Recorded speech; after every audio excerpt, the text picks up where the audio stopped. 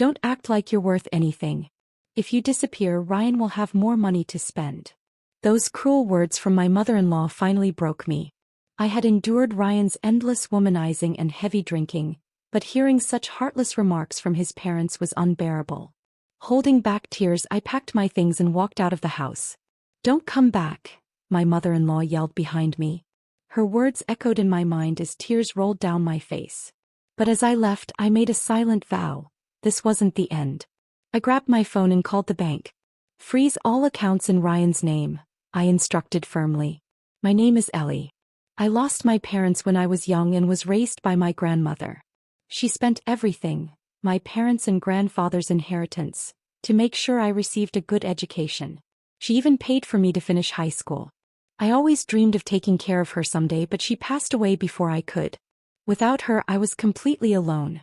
College wasn't an option, but I was determined to do something meaningful.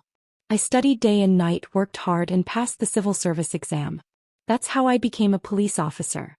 5 years later, I met Ryan through a mutual friend. He was 3 years older, worked for a small business, and at the time he seemed charming, supportive of my job, and fun to be around. After a year of dating, I opened up to him about my past, how I didn't have a family. I worried he would pity me, but instead he smiled. "Then maybe I can be your family, Ellie." Before I could respond, Ryan pulled out a ring. "I'll make sure you're happy, Ellie." Tears filled my eyes as I accepted his proposal. I thought marriage would mark the start of a happy new chapter. But Ryan had other plans. One day he asked, "Would you consider living with my parents? They really like you, Ellie. If you're okay with it, I think it could be a good idea." I was thrilled. "Of course, let's live with them," I replied, imagining the warmth of a big family, something I had always longed for. But reality was very different. Living with his parents meant I had to do all the household chores. Ryan's father, Brian, was retired and his mother, Heather, stayed at home, but neither lifted a finger. When I asked for help one day, Heather snapped, "Housework is the wife's duty. Just do it." Ryan wasn't any better.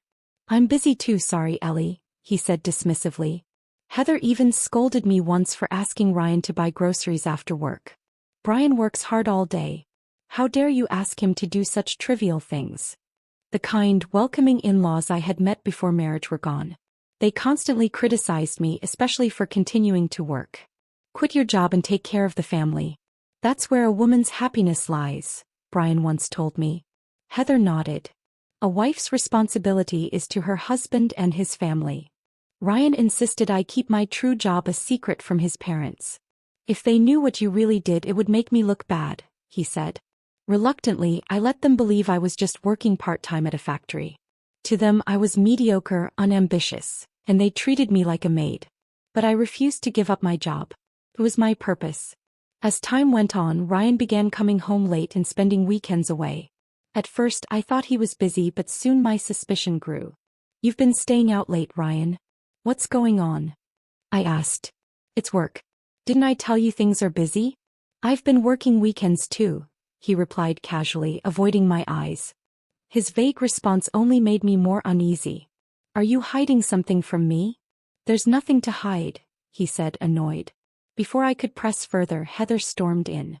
"Who do you think you are, questioning him?" she shouted, glaring at me. Ryan looked relieved she had interrupted. "You say you work late, but how do I know that's true?" I raised my voice, frustrated. "Stop causing trouble over Ryan coming home late," Heather yelled. They both left, leaving me sitting there in shock. Later in our room, Ryan seemed apologetic. "I'm sorry, Ellie. What do you want from me? Do you want me to quit my job like your parents keep saying?" I asked. "If you quit, I couldn't support everyone alone," he admitted. It surprised me since my income was much higher than his. Still, he insisted I keep my job a secret from his parents. But my in-laws' harassment only grew worse. Ryan began criticizing me within earshot of his parents, always finding fault in my cooking and chores. Heather imposed ridiculous rules, turning off the gas while I bathed, draining the tub so I had to shower in cold water. I started bathing at work just to avoid getting sick. Then one day I came home to find my room open, my cosmetics and jewelry missing. "Heather, did you go into my room?" I asked. She looked offended. "What are you accusing me of?" Brian quickly denied it too. "If that's the case, it might have been an intruder. I'll report this to the police," I said calmly. They looked startled. That's ridiculous, they exclaimed, trying to stop me. Their reaction only confirmed my suspicion. I installed a lock on my door, but Heather complained, "What are you hiding?" They began monitoring me, listening at my door, questioning every phone call. When I told Ryan about the cold showers and constant restrictions, he dismissed me. "Doesn't your workplace have a shower?" he smirked. "How long do I have to endure this? I keep my job a secret, deal with their abuse, and you won't even help me." I cried. "If you hate it so much, just quit your job. Maybe my parents will stop bothering you," he replied coldly. That evening, Ryan drank heavily, as he often did. Whenever he was drunk, he refused to listen and shouted if I tried to talk. Finally, I asked, "Are you really going to work, or are you seeing someone else?" His tone turned icy. "What are you implying? You're cheating, aren't you?" I accused. "Don't accuse me.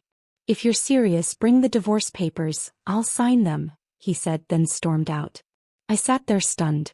I had trusted him, hoping he would change, but his words shattered me. At that moment, I realized there was no reason to keep sacrificing myself for him, or his family.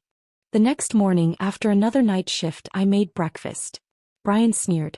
"Out all night again? Who knows what you're really doing out there? I told you I work night shifts. Why are you always suspicious?" I tried to stay calm. He glared. "You say that, but you're probably out cheating." Heather nodded in agreement, clearly enjoying the accusations. That was the last straw. I quietly packed my bags, ignoring their insults. "If you're gone, Ryan will have more spending money. He'll be happier without you," Heather said smugly as I walked out the door. "Thank you for everything. Don't ever contact me again," I said firmly and left. Tears streamed down my face, but I promised myself this wasn't the end. I took out my phone and called the bank. "Please freeze all accounts under Ryan's name," I instructed. The very next day, as expected, my in-laws called. "What's going on? The accounts and cards aren't working." Ryan shouted angrily over the phone. "You must have stolen money from Ryan's account. This is a crime." Heather accused me, but they were wrong. It was finally time to reveal the truth. "I didn't steal anything. The accounts you've been using are actually in my name. The savings account is also in my name," I said calmly. Ryan laughed. "That's impossible. Someone like you working part-time wouldn't have that kind of money." "Check the credit cards in the drawer," I replied. "They all have my name on them." There was a pause. I heard them fumbling to check. Moments later, a scream. "Why is everything in your name? Even the credit cards? Did you switch the names?" "This is fraud." I kept my voice steady. "Ryan is unemployed. That's why everything is under my name." Silence. They didn't know how to respond. I explained that Ryan had lost his job 6 months ago after causing trouble at work. He had been pretending to go to the office but was actually spending his days in internet cafes and meeting women on dating apps. He had even been caught with his boss's wife. That's why he was fired. Despite losing his job, Ryan kept seeing other women and spent his part-time income on them. Meanwhile, I was the one supporting the household. Ryan scoffed. "What are you talking about? You couldn't possibly be supporting the household." "I'm a police officer," I said firmly, finally revealing the truth. Ryan had asked me to keep my job a secret, but I had nothing left to hide. His parents, who always called me useless and uneducated, were speechless. "You've been lying to us all this time?" Heather stammered. "I didn't lie, Ryan did," I replied. I explained how I had been saving for our future while Ryan wasted everything on his affairs. Brian tried to dismiss it. "We never needed your money anyway." "That's fine," I said coolly. "You won't have it anymore." "I won't be staying." I showed them the evidence I had collected of their harassment, recordings, photos, proof of the restrictions they had placed on me. "You can't do anything with this." "We're family," Brian said smugly. "Family or not, I can still sue you in civil court," I responded. That shut them up. I gathered my things and left the house, ignoring their pathetic attempts to justify their behavior. Later at my lawyer's office, I met Ryan. He arrived reeking of alcohol, his mood overly cheerful, as if he didn't understand the seriousness of the situation. "You've been cheating on me, haven't you?" I asked. "So what?" he replied with a smirk. "You even lost your job because of an affair," I said, watching his face twist with irritation. "If you're unhappy, we can just get a divorce," he snapped. Fine, I said. Let's get divorced. He didn't expect me to agree so easily. Still, he signed the papers without much thought. Then I handed him a harsh reality. Without me, he would no longer have access to the accounts or savings. His face turned pale as he realized how much he depended on my income. Ryan tried to backtrack, begging me not to leave. I promise I'll change. My parents won't bother you anymore. It's not me you need, I interrupted. It's my money. I also made it clear that his cheating would cost him. If he didn't cooperate with the divorce, I would go after the women he had been seeing and demand compensation from them too. I had all the evidence I needed. In the end, Ryan agreed to pay alimony and signed the divorce papers. A few days later, I filed them at City Hall. My marriage was officially over. I also sued my in-laws for emotional distress and won a small compensation. It wasn't much, but it was symbolic. A victory for my dignity. Ryan and his parents had to sell their house and move into a tiny apartment. I later heard they were struggling with part-time jobs to make ends meet. Ryan's mistress abandoned him and he hasn't had any luck finding a new partner. Looking back, I'm glad Ryan kept my job a secret from his parents. If they had known I was a police officer, they might have tried to use me even more. Now, I live independently in the women's police dormitory. After enduring so much pain in my marriage, I finally feel free. I focus on my work every day, protecting people and making the world safer. Despite everything, I'm grateful I didn't let them break me. I found peace and strength in my freedom.